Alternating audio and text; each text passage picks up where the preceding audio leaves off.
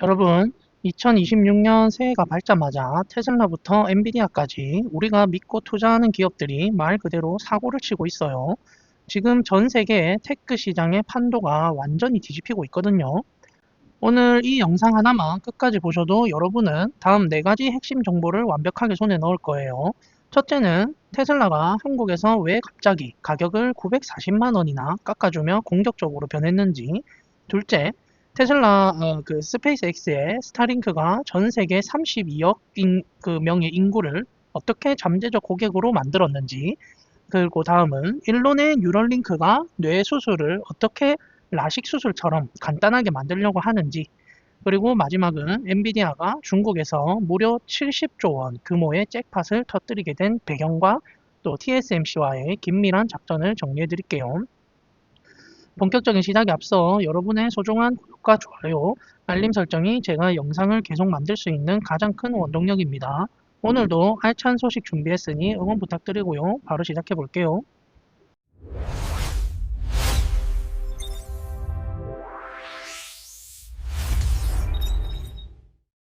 자, 여러분, 드디어 테슬라가 한국 시장에서 제대로 사고를 쳤어요. 점유율을 싹쓸이 하겠다는 의지가 보이는 파격적인 가격 인하 소식인데요. 비즈니스 코리아 보도에 따르면 테슬라 코리아가 모델 3와 모델 Y 같은 주력 차종의 가격을 무려 최대 940만 원이나 낮추면서 공격적인 마케팅에 나섰습니다. 구체적으로 얼마나 내렸는지 하나씩 짚어드리면요. 우선 모델 3 퍼포먼스 모델은 기존 6,939만 원에서 5,999만 원으로 940만 원이나 뚝 떨어졌고요. 모델 Y 롱레인지 모델도 5,999만 원으로 맞췄습니다. 여기서 주목할 점은 왜 테슬라가 하필 5,999만 원이라는 숫자를 선택했냐는 건데, 이건 한국 정부의 전기차 보조금을 최대한 많이 받을 수 있는 기준선에 맞춘 전략적인 선택이라고 보시면 돼요. 실구매가를 확 낮춰서 소비자들의 지갑을 열겠다는 거죠. 특히 가장 인기가 많은 모델, 모델 Y 후륜구동, 그 RWD죠. 모델은 4,999만 원까지 내려왔습니다. 이제는 보조금까지 받으면 4천만 원대 중반이나 그 이후로도 구매가 가능해진 건데, 이 정도면 일반 내연기관 SUV를 사려던 분들까지 테슬라로 넘어올 정도로 아주 매력적인 가격이 된 거죠. 근데 사실 저는 한동안 고민이 많았는데요. 테슬라가 왜 하필 지금 그것도 한국에서만 이렇게 현금 할인이라는 강수를 뒀을까 하고요. 미국에서는 작년 4분기에 판매가 좀 부진할 거라는 예상이 있었는데도 가격을 내리는 대신 뭐 금리 프로모션만 살짝 했거든요. 제가 그동안 테슬라가 가격을 내리는 이유는 주행 데이터를 뭐 더 많이 모으기 위해서라고 뭐 좀 그런 식으로 설명을 드렸었는데, 사실 지금 테슬라에게 주행 데이터는 이미 차고 넘칩니다. 수익성을 깎아 먹으면서까지 데이터를 더 모을 단계는 지났다는 거죠. 그렇다면 진짜 이유는 무엇일까요? 저는 테슬라가 한국 시장에서 보여준 FSD, 그러니까 자율주행 소프트웨어의 잠재력을 봤다고 생각합니다. 최근 한국에서 미국산 모델 S나 모델 X의 FSD가 배포된 이후에 주행 데이터가 쌓이는 속도가 엄청나게 빨라졌고요. 이걸 본 사람들이 모델 S와 모델 X를 줄 서서 주문하기 시작했죠. 테슬라는 여기서 확신을 얻은 것 같아요. 또 하나 중요 포인트가 2026년 2월에 네덜란드에서 테슬라의 자율주행 성능을 검증하는 중요한 테스트가 예정돼 있는데요. 여기서 FSD 허가가 떨어지면 한국에서도 중국산 모델 Y나 모델 3의 FSD가 배포될 가능성이 매우 커집니다. 테슬라는 바로 이 시점을 노리는 거예요. 가격을 미리 낮춰서 차를 많이 보급해두고 나중에 FSD가 정식으로 출시되면 FSD 신드롬을 일으키겠다는 그런 전략 같습니다. 여기에 기존 구형 하드웨어인 HW3 칩을 가진 이제 차주들이 최신 하드웨어인 AI4죠. AI4 칩이 탑재된 신차로 갈아탈 수 있게 유도하는 효과도 있죠. 가격 할인에 더해 기존에 구매했던 FSD를 새 차로 옮겨주는 프로모션까지 더해진다면 테슬라 유저들은 자연스럽게 최신 기종으로 넘어가면서 테슬라 생태계에 더 깊게 발을 들이게 되는 거예요. 경쟁 모델들과 비교해봐도 이번 가격 인하는 파괴력이 엄청납니다. 현대차나 기아의 전기차들은 겉으로 보이는 시작 가격은 비슷해 보일지 몰라도 테슬라의 기본으로 들어가는 여러 옵션을 추가하다 보면 결국 테슬라보다 더 비싸지는 경우가 많죠. 사실상 가격 경쟁에서 테슬라가 압도적인 우위를 점하게 되는 거라고 보시면 돼요. 결국 테슬라의 이번 결정은 당장의 수익보다 한국 시장의 점유율을 확실히 장악하고 자율주행 시대를 선점하겠다는 아주 치밀한 계산이 깔린 수라고 볼 수 있습니다. 2026년 한국 도로 위에서 테슬라가 얼마나 더 많이 보일지 벌써 기대가 되네요. 자, 그리고 다음 소식은요. 이제 스페이스X가 발표한 2025년 스타링크 성과 보고서를 쉽게 풀어드리려고 하는데, 단순히 성장을 했다는 수준을 넘어서 전 세계 통신 지도를 아예 새로 그리고 있다는 게 느껴지는 엄청난 수치들이 가득한데요. 먼저 가입자 수부터 보면 정말 입이 떡 벌어집니다. 2025년 한 해에만 무려 460만 명의 새로운 고객이 늘어나면서 이제 전체 가입자가 920만 명에 육박하게 됐어요. 전 세계 155개국에서 서비스를 하고 있는데 현재 스타링크를 설치해서 바로 쓸 수 있는 지역에 사는 사람만 해도 32억 명이나 됩니다. 지구 인구의 상당수가 이제 마음만 먹으면 스타링크를 쓸 수 있는 환경이 된 거죠. 특히 통신 사각지대였던 오지나 또 아주 먼 곳까지 스타링크가 들어가면서 사실상 글로벌 표준 통신망으로 자리 잡아가고 있습니다. 하늘과 바다 위에서도 변화가 눈부신데 비행기 1,400대와 또 비즈니스 제트기 800대의 스타링크가 설치됐다 하고요. 이건 작년보다 4배나 늘어난 수치입니다. 바다 위에서는 유조선이나 화물선 같은 선박 15만 척 이상이 이미 스타링크를 쓰고 있고요.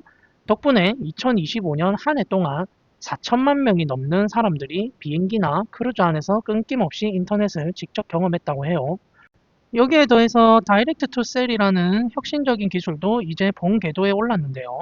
이건 별도의 위성 안테나 없이 우리가 쓰는 일반 스마트폰을 위성과 직접 연결하는 기술인데요. 현재 우주에 이 전용 위성만 650개 넘게 떠 있습니다. 지금까지 1200만 명 넘게 이 서비스를 이용해 봤는데 기지국이 없는 험한 곳에서 매달 600만 명 정도가 이 위성 연결을 통해 긴급한 연락을 주고받으며 생명줄 같은 그런 도움을 받고 있습니다. 스페이스X는 이 서비스를 위해 전 세계에 이제 27개 통신사와 협력을 이어가고 있다고 합니다. 성능도 비약적으로 좋아졌다는데요. 2025년 1월부터 발사된 그 V2 미니 위성은 무게는 훨씬 가벼워졌지만 성능은 더 강력해졌다고 해요. 특히 위성끼리 빛으로 데이터를 주고받는 미니 레이저 기술을 통해 우주 공간에서 데이터가 막힘없이 흐르게 만들었다는데 덕분에 전 세계 평균 그 속도가 50%나 빨라졌다고 합니다.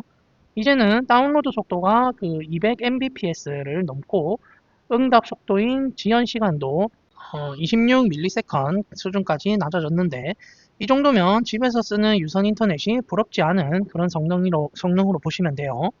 이런 엄청난 인프라를 구축할 수 있는 건 오직 스페이스X만이 가능한 압도적인 발사 능력 덕분이죠. 2025년에만 스타링크 발사를 위해서 팔컨 9 로켓을 120회나 쐈습니다. 평균 3일에 한 번꼴로 로켓을 쏘아 올린 셈인데 동시에 차세대 대형 로켓인 스타쉽을 활용해서 더 크고 강력한 위성을 올리는 테스트도 성공적으로 마쳤다고 해요. 이런 수요 폭발에 대응하기 위해 스페이스X는 텍사스 그 베스트럽 공장의 생산량을 2배로 늘리기로 했다 하고요. 여기서 중요한 키워드가 바로 수직 계열화입니다. 부품을 외부에서 사오는 게 아니라 플라스틱 케이스를 만드는 사출 성형이나 금속 부품을 찍어내는 다이 캐스팅, 그리고 전자제품의 두뇌인 회로 기판을 만들고 칩을 씹는 PCB 공정까지 스페이스X가 직접 다 하겠다는 뜻이에요. 이렇게 설계부터 제조까지 미국 내에서 직접 완결 지으면서 비용은 줄이고 생산 속도는 획기적으로 높이고 있어요. 이렇게 그 수직 계열화를 하는 건 테슬라도 마찬가지로 어, 일론 머스크의 특기로 볼 수 있죠. 결론적으로 스타링크는 이제 단순한 시골용 인터넷이 아니고 비행기와 선박 같은 고부가가치 시장을 장악하고 전 세계 모바일 사각지대를 없애면서 지구상에서 가장 거대한 단일 네트워크를 완성해 나가고 있어요. 가입자가 늘어날수록 마진율은 더 좋아질 거고 여기서 벌어들인 막대한 현금은 결국 일론이 꿈꾸는 화성 탐사 자금의 핵심 줄기가 되겠죠. 이제 2026년 올해도 이 행보가 아주 기대가 됩니다. 자, 그리고요. 일론이 이끄는 이제 컴퓨터 인터페이스 기업 뉴럴링크 소식을 가져왔어요. 25년 한 해 동안 뉴럴링크가 보여준 성과는 한마디로 연구실을 넘어서 전 세계 의료 시장으로 본격적으로 진출한 해였다고 정의할 수 있겠는데요. 가장 눈에 띄는 건 임상 시험이 이제 미국을 넘어 전 세계로 뻗어나가고 있다는 점이에요. 캐나다 토론토에서 미국 박 첫 수술을 성공시킨 데 이어서 영국에서도 임상을 시작했고, 특히 영국의 참가자 폴은 수술 받은 지 불과 몇 시간 만에 생각만으로 컴퓨터를 제어하는 놀라운 모습을 보여주기도 했어요. 중동의 아부다비와도 손을 잡으면서 이제 뉴럴링크는 글로벌 표준에 향해서 빠르게 움직이고 있다고 보시면 되겠어요. 단순히 컴퓨터를 조작하는 수준을 넘어서 기술적 혁신도 대단한데요. 뇌와 컴퓨터를 연결하는 이 기술을 흔히 BCI라고 부르는데요. 뉴럴링크는 이걸로 말을 하기 힘든 그런 분들을 위한 언어 복구 기술을 개발했습니다. 이게 미국 식약처인 FDA로부터 혁신 의료기기로 지정이 됐는데요. 이건 앞으로 상용화 승인을 아주 빠르게 받을 수 있다는 그런 뜻이라 굉장히 큰 의미가 있어요. 또한 컨보이라는 프로젝트를 통해서 마비 환자가 로봇팔을 직접 제어해서 스스로 식사하거나 물건을 짚는 미래도 아주 가까워졌다고 해요. 뉴럴링크는 수술의 대중화를 위해 하드웨어와 공정에서도 엄청난 혁신을 이뤘습니다. 전용 수술 로봇은 이제 미세한 전극 실 하나를 심는데 단 1.5초밖에 안 걸립니다. 게다가 뇌의 더 깊은 곳까지 안전하게 접근할 수 있도록 업그레이드 됐죠. 더 놀라운 건 부품 제조 비용을 무려 95%나 절감했다는 점이에요. 이건 테슬라나 스페이스X가 그랬던 것처럼 직접 다 만드는 또 수직 계열화를 통해 가격 경쟁력을 확보해서 또 시장을 싹쓸이 하겠다는 그런 전략입니다. 이제 26년에 뉴럴링크는 한 단계 더 도약을 하는데, 일론은 26년부터 장치의 대량 생산을 시작하고 수술 절차를 거의 완전 자동화하겠다고 발표했습니다. 여기서 일론이 정말 중요한 일이라고 강조하는 부분이 바로 경막이라는 뇌 보호막을 제거하지 않고도 전극을 심는 기술인데, 원래는 이 두꺼운 보호막을 잘라내야 해서 감염 위험도 있고 수술도 복잡했는데, 이제는 보호막을 그대로 둔 채 미세한 실을 통과시켜서 수술을 이제 훨씬 안전하게 그렇게 빠르게 하겠다는 거죠. 궁극적으로는 우리가 안과에서 라식 수술을 받듯 단 몇 분 만에 끝나는 아주 간편한 수술로 만들겠다는 게 뉴럴링크의 목표예요. 투자 측면에서도 뉴럴링크의 가치는 폭등하고 있습니다. 최근 8,500억 원 규모의 대규모 투자를 유치하면서 기업 가치가 약 12조 원까지 치솟았는데요. 시장에서는 뉴럴링크를 단순히 의료기기 회사가 아니라 뇌와 컴퓨터를 잇는 거대한 플랫폼으로 보고 있는 거예요. 스마트폰에 앱을 깔듯이 뇌의 언어나 시각, 또 운동 모듈을 추가하는 시대가 오는 거죠. 현재 첫 번째 환자인 놀란드 아시죠? 놀란드 이전에도 얘기한 적 있었는데, 포함해서 약 20명 정도의 선구자들이 이제 이 장치를 이식받고 자신의 변화된 삶을 공유하면서 대중의 두려움을 없애주고 있고요. 25년이 글로벌 임상을 확대하는 해였다면 26년은 자동화된 대량 생산의 원년이 될 거라고 그렇게 말하고 있습니다. 자, 그리고 오늘 마지막 소식은 이제 엔비디아가 중국 시장을 상대로 정말 역대급 규모의 비즈니스를 준비 중이라는 소식이 로이터를 통해 정해졌습니다. 최근 미국 대선 이후 수출 정책이 바뀌면서 엔비디아와 중국 빅테크 기업들 사이의 움직임이 아주 긴박해졌는데요. 지금 상황이 어느 정도냐면 알리바바나 틱톡의 모회사인 바이트댄스 같은 중국의 거대 기술 기업들이 26년에 받겠다고 이제 엔비디아에 주문한 AI 칩 물량이 무려 200만 개를 넘었어요. 여기서 말하는 AI 칩은 인공지능의 두뇌 역할을 하는 반도체를 말하죠. 주문한 모델은 H200이라는 고성능 제품이고요. 그런데 정작 엔비디아가 지금 당장 가지고 있는 재고는 70만 개뿐이라고 해요. 주문량에 비하면 130만 개나 부족한 상황이죠. 결국 엔비디아는 이 부족한 물량을 채우기 위해 반도체를 실제로 찍어내는 그 대만의 TSMC에 급하게 연락을 했다 하고요. 26년 2분기부터 H200을 대량으로 더 만들어 달라고 요청을 한 건데요. 사실 엔비디아는 지금 블랙웰 같은 더 최신형 칩 생산에 집중해야 하는 시기인데 이전 세대인 H200을 이렇게 대량으로 추가 주문하는 건 굉장히 이례적인 일이에요. 그만큼 중국의 수요가 상상을 초월한다는 뜻이겠죠. 그런데 왜 갑자기 중국 기업들이 이렇게 H200에 목을 매는 걸까요? 가장 큰 이유는 중국의 정책 변화입니다. 원래 바이든 정부 때는 이런 고성능 칩의 그 중국 수출을 꽉 막아놨었거든요. 그런데 트럼프 정부가 들어서면서 25%의 수수료, 일종의 관세를 내는 조건으로 수출의 문을 열어줬습니다. 중국 기업들 입장에서는 그동안 성능이 낮은 저사양 칩만 억지로 써야 했는데 이제는 성능이 무려 6배나 더 좋은 H200을 살 수 있게 된 거죠. 가격도 매력적이에요. H200 칩 하나에 약 3,500만 원 정도인데 이게 성능 대비 가격, 즉 가성비가 워낙 좋다 보니 중국 그 암시장에서 몰래 거래되던 가격보다 오히려 저렴합니다. 근데 이번에 그 뉴스로 나온 게 그 엔비디아랑 AMD가 요 칩에 대해서 가격을 인상시킨다는 말이 있었거든요. 그거는 제가 또 뉴스를 찾아서 좀 더 나중에 자세히 설명드릴게요.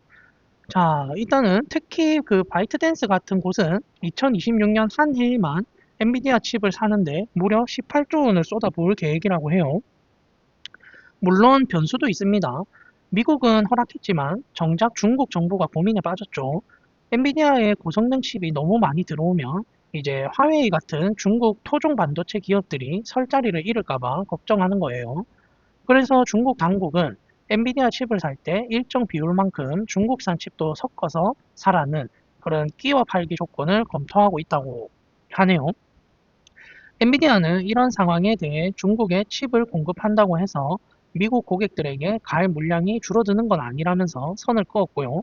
오히려 수출을 아예 막아버리면 해외 경쟁자들만 도와주는 꼴이라며 적극적으로 판매에 나서는 모습입니다. 만약 이 200만 개의 주문이 실현된다면 매출 규모만 70조 원이 넘습니다. 엔비디아 입장에서는 블랙웰이라는 신제품 외에도 기존 제품으로 엄청난 현금을 벌어들일 수 있는 절호의 기회를 잡은 셈이죠. TSMC 역시 이 대량 주문을 소화하려면 26년까지 공장을 쉴 새 없이 돌려야 할 것으로 보여요. 세계 최고의 칩 설계 회사와 제조 회사가 중국이라는 거대 시장을 놓고 어떻게 하면 이 거대한 물량을 소화해낼지 앞으로 또 전개가 흥미진진합니다. 자, 제가 준비한 소식은 여기까지고요. 오늘 소식에 대해서 구독자님들은 어떤 생각이 드셨나요? 댓글로 남겨주시면 또 추가로 더 이야기해 보겠습니다. 이상으로 저는 장기 투자하는 바더 장투파였습니다. 감사합니다.